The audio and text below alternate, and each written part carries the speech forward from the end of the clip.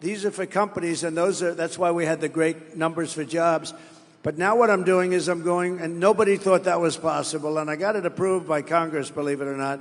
Now we're going to from 21 to 15%, but you have to make your product in the USA. So if you want to take advantage of the low tax rate, you have to make your product. So we'll be down to 15%. That gives us one of the lowest tax rates in the whole world, so it's more than competitive. Companies will come here.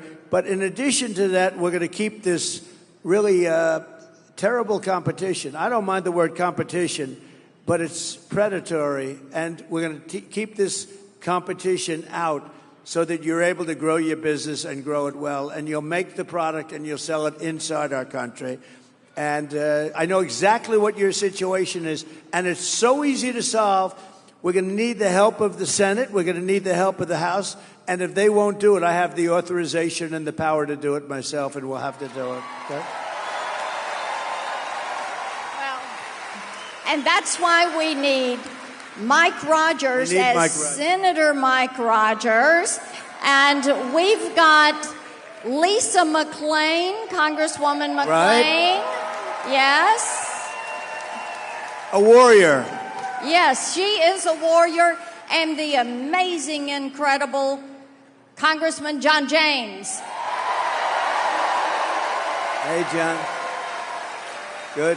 And they will help us get this done. I appreciate that you talked about tariffs, and I think it's so important that you continue to call out China, and we support you on that, because we don't want China building those plants in Mexico and then running those cars across the border. Without any tax whatsoever, and putting everybody here in not only danger, it's over.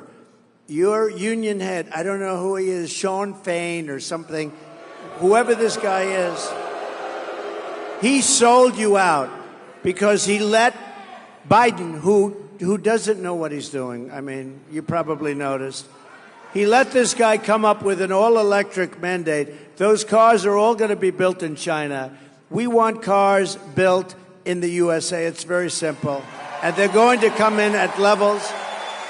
We'll be having auto manufacturing at levels that we haven't seen in 50 years. We're going to have a lot of companies coming in. And we're going to make it competitive so they can come in and they can thrive, not like this gentleman where they come in and they dump product. And you know what they do? They dump the product cheaply, and then everyone goes out of business. Then they take over the businesses, and they sell it for 2 and 3 times what it was selling for before. The whole thing, it's really not too you know, Rockefeller in the old days, he used to open a gas station. He used to underprice it by 50 or 100. He'd give the gas away. He'd drive the people out of business around him. Then he'd buy up the gas stations or close them, and he'd make a fortune. That's exactly what they do on an even bigger scale. We're not going to let it happen. It's going to be over. We're going to have a smart system of tariffs. And by the way, if they don't want to play that game, then we're going to get a lot of money from tariffs. So Marsha can tell you, I charged hundreds of billions of dollars to China in tariffs and taxes. No other president has ever charged China 10 cents. And we take in hundreds of billions of dollars, so much so that Biden can't get rid of it. He's still got it on, you know, he wants to, but it's so much money. And frankly, it's a lot of money. But also, if you did get rid of it, they'd come in and they'd put all your businesses out of business. So the Senate and the House have to get really smart on this, because purposely over a period of years, they've given it a bad name. Actually, I consider it one of the most beautiful things I've ever seen. The word tariff, I love it. I think it's beautiful.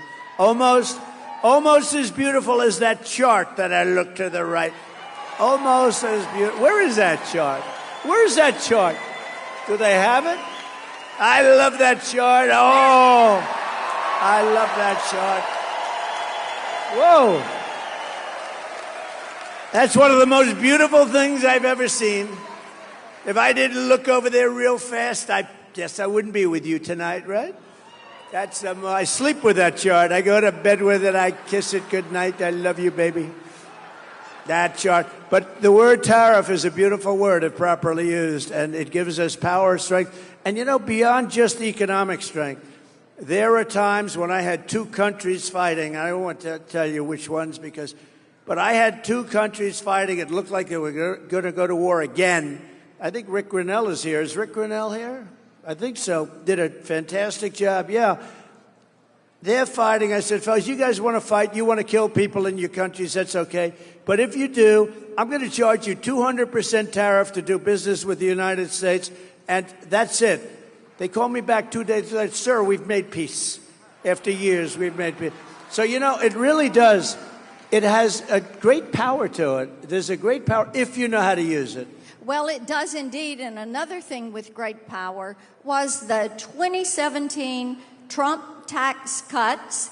And we need Republicans in the Senate and the House to make the Trump tax cuts permanent. Right.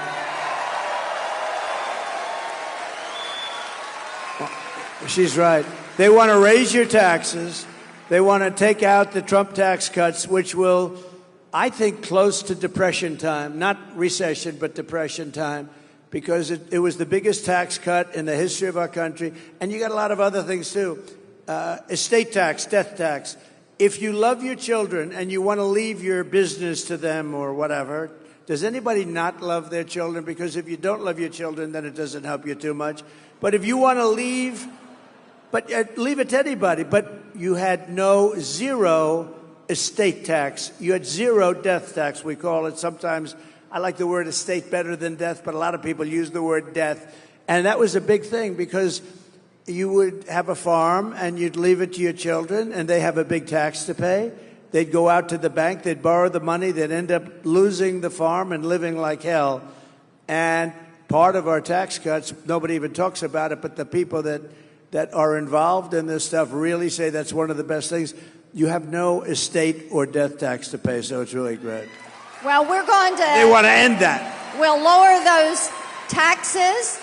We'll have those tariffs. We're going to make those cars right here and then see them loaded on a Teamster-driven big rig and taken all across the country. And thank you to the Teamsters. Did you know I got 60% of the vote with the Teamsters? So thank you, Teamsters. That's the first time that happened in a long time. Yes, it is. Okay. Right. Thank you, Teamsters. Our next question is from Ashley. Whoops, stepped on that water bottle. Hi, Mr. President. Hi. Thank you so much for coming to Michigan. My name is Ashley, and I work at the Chrysler plant. Like many auto workers, I am deeply concerned about the future of our industry. With many jobs being outsourced as we speak, what actions will you take to ensure that our jobs stay in America so we can continue to build the best cars in the world here in Michigan? So pretty much as we've been saying, and what I want to do is I want to be able to, look, your business, years ago in this area, I was honored as the Man of the Year. It was maybe 20 years ago. Oh, and the fake news heard about it. They said, it never happened, it never happened. And I didn't know who it was. It was a group that honored me as Man of the Year. The fakers back there, see the fake news? But they said, oh, and they looked, and it, they said it never happened, but I said, I swear to you, it happened. It did happen. I was Man of the Year. And I came and I made a speech, and I said, why do you allow them to take your car business away? Why do you allow it to happen? They're taking your business away. And I didn't know too much about it. All I know is they were taking your car industry away from you. They said it never happened. And lo and behold, somebody said, I remember the event, and then we found out and we had everything. We got the awards, we had everything. It did happen, but I gave a speech which at the time was pretty controversial. We can't let them take your car business away. It's such an important business. And it's an important business even in times of war where they switch over. And it was really something. And I looked at that speech from, I don't know, it's like 19, 20 years ago. And I could repeat it now without changing a word. You cannot let foreign countries, and a lot of the times our worst foes are our so-called friends, okay? You know, our friends, the European Union takes tremendous advantage of us. As an example, they give us cars by the millions. We don't have too many Chevrolets in the middle of European cities, okay? European Union is brutal. They don't take our farm products for the most part. They don't take a lot. But unlike Kamala, who always complains and doesn't do anything, I keep saying, why don't you do? I saw Marcia the other day. Why didn't she do it 4 years ago almost? And I say that, she's on the border today, trying justify. What a day for the border. She goes to the border today, and they just announced just before she got up to speak that more than 13,000 murderers from jail, solitary confinement people in many cases, were released. But I just say, let's go back. So we can't let them take our businesses, and we're not going to let them take our businesses. And you can control that so easily through good policy. Not her kind of policy, by the way. She changed her policy 15 times. No fracking. Oh, I like fracking. Defund the police. She wants to defund the police. Now, oh, I love the police all of a sudden. By the way, when anybody is into defunding the police even for a day during their career, they can no longer serve as president of the United States. I can tell you. So we're not going to let them take our businesses. And really, a lot of that's determined by our taxation policy. When China has to pay all that money, the people that liked me the best were the steel companies because I saved them. They were dumping, China and others, but mostly China was dumping steel in here at levels that nobody had ever seen before, and it was putting the steel companies out of business. I put a 50 and 100% tax on the dumping of steel, and the steel companies thrived. I saved them, and you have to have the steel companies.